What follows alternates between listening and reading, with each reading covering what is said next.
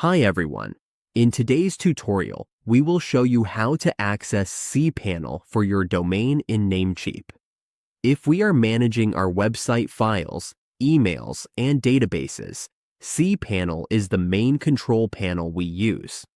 The reason we access Cpanel is to manage our hosting account easily.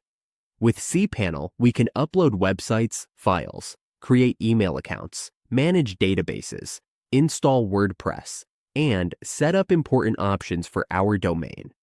Knowing how to access it gives us full control over our website and hosting features. Let's go through the steps together. First, we open our browser. Once the browser is open, we click here. Now, we go to Namecheap.com. After reaching Namecheap, we log into our account. Once logged in, we go to the dashboard. It can be either on the right or left corner. We just need to choose and click Dashboard. Now that we are on the dashboard, to access Cpanel, we go to the hosting list. The hosting list is how we reach Cpanel. We just need to click Hosting List. Here, we see the option to go to Cpanel. We click that. Now we are redirected to Cpanel.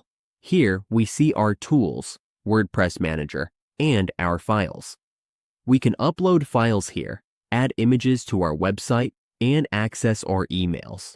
We can also choose general settings and protections.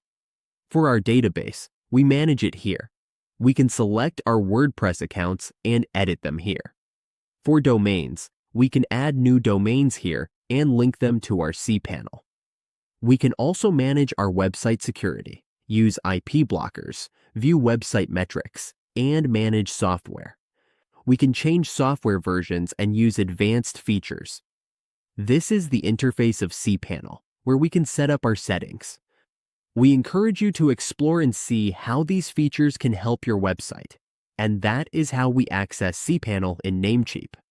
Once logged in, we have full control over our hosting tools and website management.